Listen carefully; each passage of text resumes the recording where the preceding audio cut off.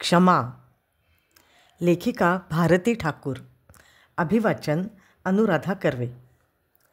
नाशिकला आमच्या बागेत अनेक प्रकारच्या जास्वंदी फुललेल्या होत्या. रस्त्याने जाणारा येणारा थोडा वेळ थपकून त्यांच्याकडे न बघता गेला असं कधीच होत नव्हतं. श्रावण महिना होता. माझ्या दारासमोरच पिवळ्या रंगाची पण आत लालसर गर्द गुलाबी रंगाचा चांदवा असलेली जास्वंद खूप बहरली होती. साधारण 10-12 फूट उंचीचं झाड होतं झाड. रोज किमान 56 ते 60हून अधिक फुलं झाडावर असायची. फार लाडकी जास्वंद होती ती माझी. तिनं शेजारच्या सोनार काकांच्या बागेत अतिक्रमण करायला कधी सुरुवात केली समजलंच नाही. तिच्या फांद्या त्यांच्या बागेत जरा जास्तच पसरायला लागल्या. झाडाची फुलं कोमेजून दुसऱ्या दिवशी खाली पडून त्यांचा खूप कचरा व्हायचा. कोमेजलेल्या फुलांवर असंख्य चिलटं बसायची. ती मग दिवसभर घरात देखील फिरायची. कोमेजल्यावर फुलं चिकट होत. त्यावर चुकून पाय पडलाच तर पाय सटकून माणूस खाली पडायची पण शक्यता असायची. शेजारचे सोनार काका मला रोज सांगत, "अगं भारती, आमच्या बागेत आलेल्या त्या जास्वंदीच्या फांद्या कापून टाक बरं, मला त्रास होतो त्याचा." मला त्यांचा त्रागा समजत असे, पण त्या फांद्यांवरच्या असंख्य कळ्या पाहिल्या की मी त्यांना प्रॉमिस करायची, "काका, एवढ्या कळ्यांची फुलं होऊन जाऊ देत ना, काही दिवसांचा तर प्रश्न आहे, असाही त्याचा बहर कमीच होईल. मग कापतेच मी त्यांच्या फांद्या, चालेल ना?" ठीक आहे, पण लवकर काप हो, मी पडलो पाय घसरून तर." काका म्हणायचे, हो, लवकरच कापीन मी फांद्या, प्रॉमिस काका." माझं ठरलेलं उत्तर. एके दिवशी मी ऑफिसमधून घरी परतले तर काका बाहेरच उभे. "त्या फांद्या आत्ताच्या आत्ता काप. फार दिवसांपासून ऐकतोय तुझं, आज कापते उद्या कापते, आज आत्ता माझ्या समोर काप फांद्या." एरवी अत्यंत प्रेमळ असे सोनार काका त्या दिवशी इतके का संतापले होते मलाही समजलं नाही. माझाही राग जरा अनावर झाला. घरात जाऊन मी झाडं कापायची कात्री आणि चांगला धारदार कोयता आणला. फक्त त्यांच्याच बागेतल्या नाहीत तर माझ्याही बागेतल्या जास्वंदीच्या झाडाच्या फांद्या कापल्या. 10-12 फूट उंचीचं ते झाड मी अगदी 3-2.5 फूट करून टाकलं. कंपाऊंड वॉलच्या पलीकडून सुद्धा ते आता काकांना दिसणार नव्हतं. ती माझी कृती म्हणजे राग अनावर झाला की माणूस किती विकृतपणे वागतो याचं मूर्तिमंत उदाहरण होतं. पश्चात्ताप तर लगेचच झाला, पण आता पश्चात्ताप करून काही उपयोग पण नव्हता. त्या फांद्या पुन्हा थोडीच जोडता येणार होत्या. त्या रात्री जेवलेही नाही आणि झोपलेही नाही.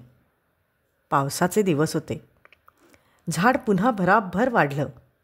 आश्चर्य म्हणजे एकही फांदी सोनार काकांच्या बागेच्या दिशेने वाढली नाही. पुन्हा 10-12 फूट झाड झालं. पानं हिरवी कंच आणि टवटवीत, पण फूल मात्र एकही नाही. त्याच्या आसपासच्या झाडांवर असंख्य फुलं, पण याला मात्र एकही नाही. खतं औषधं सर्व काही प्रयोग झाले. 6 महिने उलटले आणि माझी अस्वस्थता वाढली. काय करू मी? सोनार काकांना पण ही घटना सांगितली. त्यांनाही खूप वाईट वाटलं. एक दिवस कन्याकुमारीच्या विवेकानंद केंद्रातल्या ज्येष्ठ कार्यकर्त्या सरस्वती दिदी त्यांचा फोन आला. त्यांनी वयाची 75 गाठली होती. झाडाझुडपांची आणि बागेची सरस्वती दिदींना खूप आवड होती. कन्याकुमारीच्या समुद्रकिनाऱ्यावर अगदी समुद्राच्या रेतीत सुंदर असं बीच गार्डन त्यांनी बनवलेलं मी पाहिलं होतं. झाडांवरचं त्यांचं प्रेमही मला ठाऊक होतं.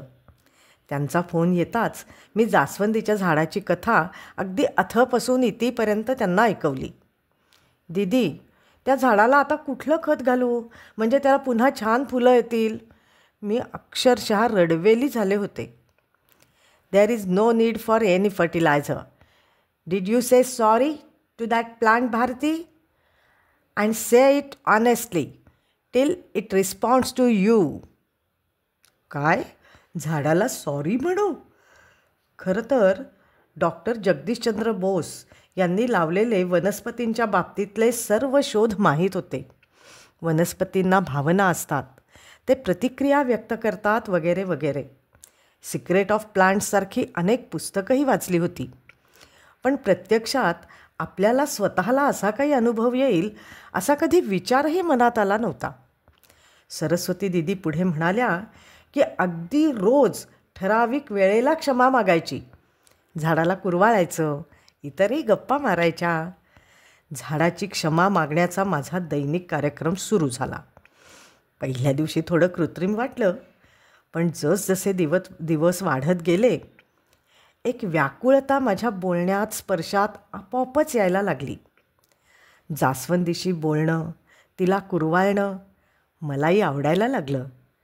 तिला फुलं कधी येतील या उत्सुकतेपेक्षा आमच्या दोघींमध्ये एक वेगळं नातं तयार झालं, ते मला अधिक महत्त्वाचं वाटलं. 10-12 दिवस होऊन गेले. एके दिवशी सकाळी जास्वंदीच्या पानामागे एक कळी लपून बसलेली दिसली.